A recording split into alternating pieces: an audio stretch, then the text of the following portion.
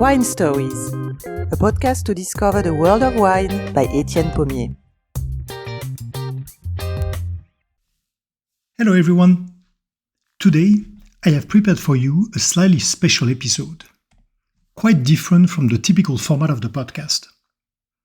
When I pick the stories I've been sharing with you in this podcast for about a year now, I typically select famous or interesting cases that deserve to be told in details in order to fully understand the events, the characters, and their background stories.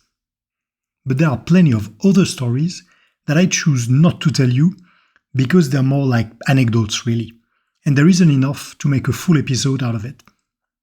However, I feel like some of these stories are still worth telling, and for this week's episode, I have decided to present to you 4 of them that I have found to be weird, funny, or goofy enough to deserve being told. So here are 4 short stories for you.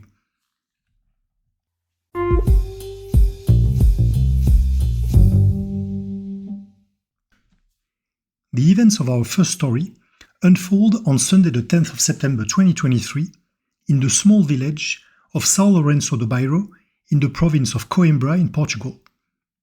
Harvests are underway in this rural community, but many producers are actually worried. Because, in spite of the world's highest wine consumption per capita in Portugal, vintners still struggle to sell their whole production.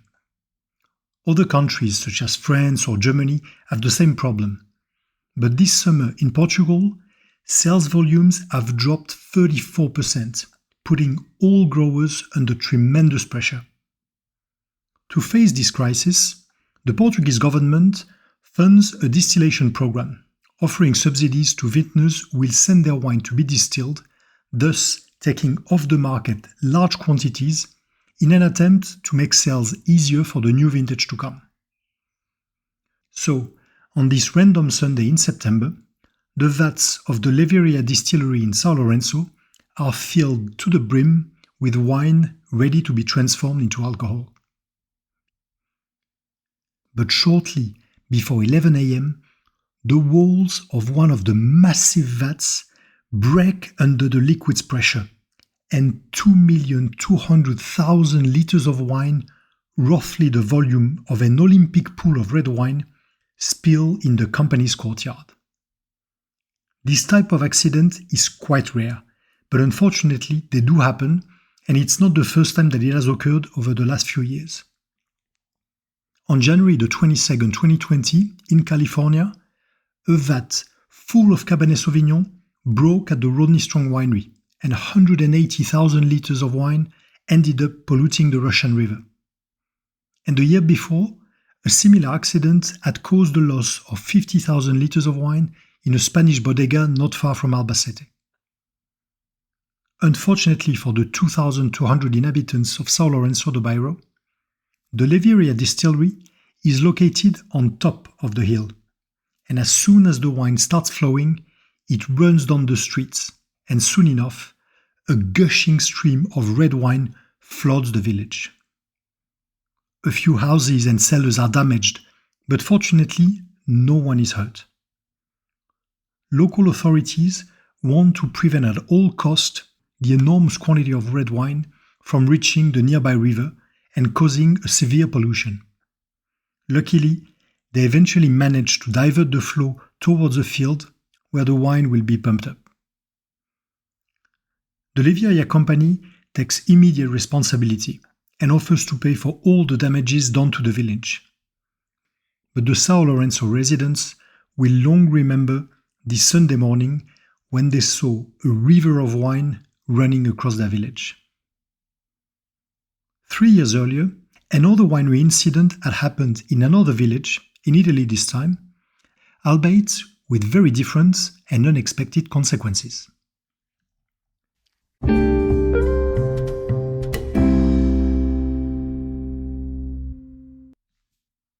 Wednesday, the 9th of March 2020. For several weeks now, anxiety has been growing in Italy and in the rest of Europe due to a new respiratory infection coming from China, coronavirus. The residents of Castelvetro in Emilia-Romagna are not yet directly concerned by the lockdown measures already announced by the Italian government. But everybody is worried in this small village countryside in the outskirts of Modena. The media are continuously broadcasting the same alarming news about this new pandemic, and the inhabitants expect to be locked down as well within the next few days. In fact, all the schools have already been closed. It is around 10 a.m. when a young mother of two starts running a bath for her daughter.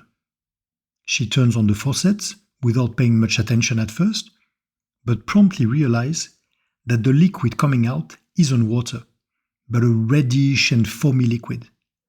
Surprised and worried, she tries the bathroom sink, same result. She goes to the kitchen and it's the same pinky red liquid pouring out instead of clear water. She runs outside and knocks on her neighbor's door to ask if they have the same problem. And they do. All the house's taps pour the same red and foamy liquid.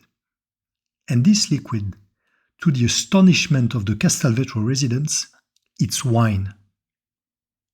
Castelvetro is located in the heart of the Emilia-Romagna wine region, and the red, sparkling wine pouring out of the home's taps is Lambrusco.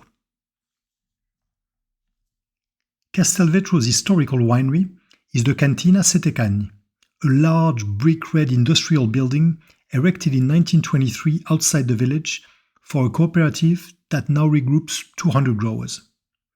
And this morning, the production team is bottling one of its Lambrusco cuvées, so the massive pressurized tank is connected to the bottling line. The massive pressurized tank is connected to the bottling line, which in turn is connected to the water supply in order to clean the bottles. The winery is isolated from the town's water network by a valve which is closed during the bottling procedure. However, so much pressure has been building up in the tank that it forces the wine through the valve and into the town's water supply. And for 3 hours, 20 or so houses have the surprise of having Lambrusco on tap at home, in the kitchen, but also in the shower or even flushing the toilets. Since it hasn't triggered any explosion or rupture of the valve or one of the pipes, the leak is actually invisible at first, and it will take some time for the winery staff to realize what happened, and eventually manage to block the flow with the help of the water network's repair team. But by that time, social networks are already trending with videos of bathtubs filled with wine and people taking advantage of this nearly biblical godsend to fill empty bottles with Lambrusco in their kitchen. All in all, Cantina Setecani will estimate to have lost about 1,500 bottles worth of wine. But in the end, in spite of a few health concerns quickly lifted and a bit of red-stained laundry, the cooperative, the city hall and the residents will actually see the funny side of things, especially those who have managed to build a small stash of free wine. In its press release after the incident, Setecani even concluded with a joke. And you, how do you prefer your Lambrusco, by the bottle or on tap?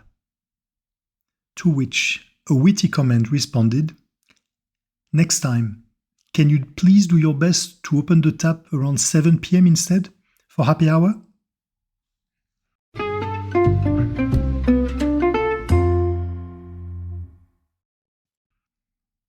This next story is the stuff of nightmares for all F&B professionals out there. It happened in Hawksmoor Restaurant in Manchester on Wednesday the 15th of May 2019. Hawksmoor is a British chain of steakhouses specialized in grilled and roasted meats where one goes to enjoy premium cuts such as Chateaubriand, prime rib or porterhouse in the quaint and cozy setting of an ancient Victorian courtroom. Wooden floors, peacock blue wallpaper and comfy chairs, you get the picture. Obviously, given the food menu, the wine list focuses on full-bodied and structured red wines. And for the wealthiest and most demanding clients, it features a great selection of premium Bordeaux wines. On that night, the place is crowded, and guests eating at the bar decide to treat themselves with a beautiful bottle of fully mature Pauillac, a 2001 Château Pichon Longueville Comtesse de Lalande listed at £260. With Pichon Lalande, you're really in the elite of the Médoc. This second classified growth in 1855 is Château Latour's neighbor, and the Grand Vin offers a complex nose of cassis, licorice, and cedar wood with a firm yet refined structure of velvety tannins. Long story short, it's a great wine.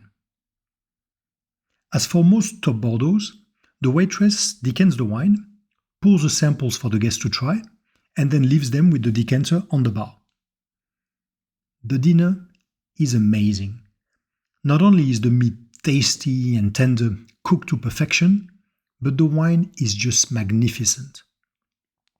The bouquet is truly captivating, and at 18 years of age, it reveals tertiary flavors of dried plums and black truffle that pair amazingly well with the food. And the finish, wow!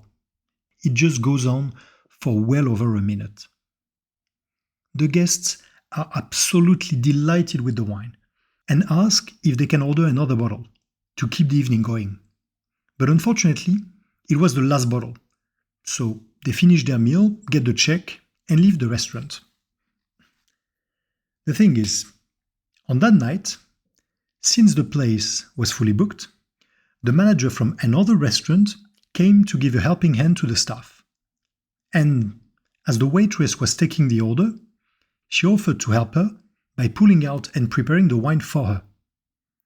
And unfortunately, she picked the wrong bottle. Instead of the Pichon Lalande 2001, she opened the bottle of 2001 Pomerol from Château Le Pin, one of only 6,000 bottles made and a Bordeaux icon listed at £4,500 on the wine list, instead of £260. The next morning, when the restaurant realized its mistake, they posted the following message on Twitter. To the customer who accidentally got given a bottle of Château Le Pin Pomerol 2001, which is £4,500 on our menu last night, hope you enjoyed the evening. To the member of staff who accidentally gave it away, chin up, one-off mistakes happen, and we love you anyway. Interviewed by the BBC, the group's founder, Will Beckett, said that the staff member involved was brilliant, and we know she's brilliant, so there was no point criticizing her for a one-off mistake. And he added, with a good dose of humor, when she stops being so mortified, I am going to tease her for this. And at least, since the diners tried to order a second bottle, they clearly enjoyed the wine.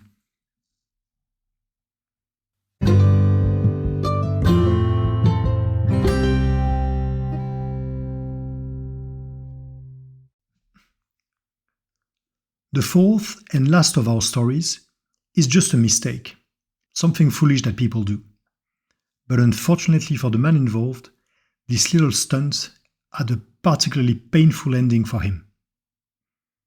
On September the 8th, 2020 in Burgundy, above the village of Allos-Corton, a man walks his dog on the narrow road that cuts through the famous Corton-Charlemagne Grand Cru.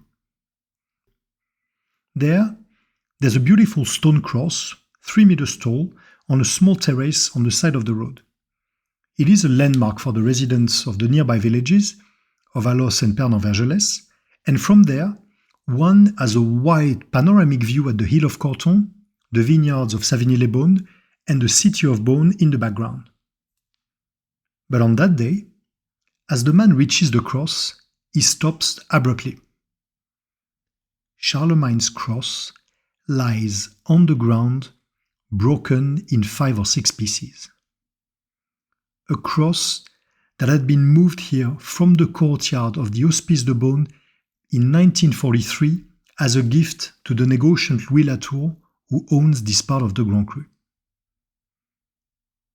Shortly after being called, the police arrive on site and start inspecting the scene. They find some blood, elastic straps like those used for fitness, and a yoga mat on the floor. So they immediately suspect that someone broke the cross by accident doing some kind of fitness exercise. Following the lead, the police start calling all the sports shops in the area, as well as medical centers and hospitals. On the same day, a 57-year-old British national walks in the ER of the Dijon hospital in a sports outfit covered in blood with a deep wound in his lower abdomen. Immediately checked in, his condition is serious, according to the doctors, and he has suffered a strong blow to the groin that requires emergency surgery. A few hours later, when he wakes up, the surgeon explains him that he is now stable and out of danger, but that, unfortunately for him, he has lost one of his testicles. It doesn't take long for the police to find the man and connect the dots with the traces of blood found on the scene next to the broken cross.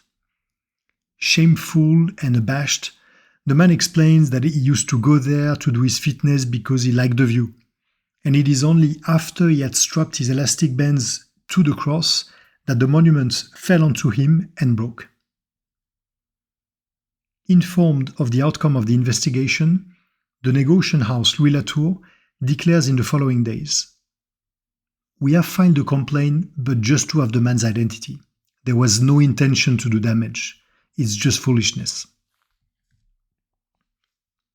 On May the 5th, 2022, the restored cross finally regained its place in the heart of the Canton Charlemagne Grand Cru, after a short ceremony led by Louis Fabrice Latour. Sadly, not all the pieces of the cross could be saved, and the house had to call upon a local stone carver to repair it. Fortunately, the craftsman already had plenty of experience in this field, since, believe it or not, he had already repaired the same cross 20 years earlier after a Latour employee had broken it for the first time, going backwards carelessly with his truck.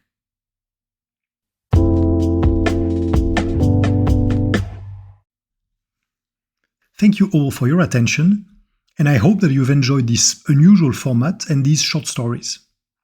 As you know, this podcast is available both in French and in English, and altogether, we've already reached over 10,000 listens, so I wanted to thank you wholeheartedly for your support. So many thanks to you all, and we'll be back next week for another wine story.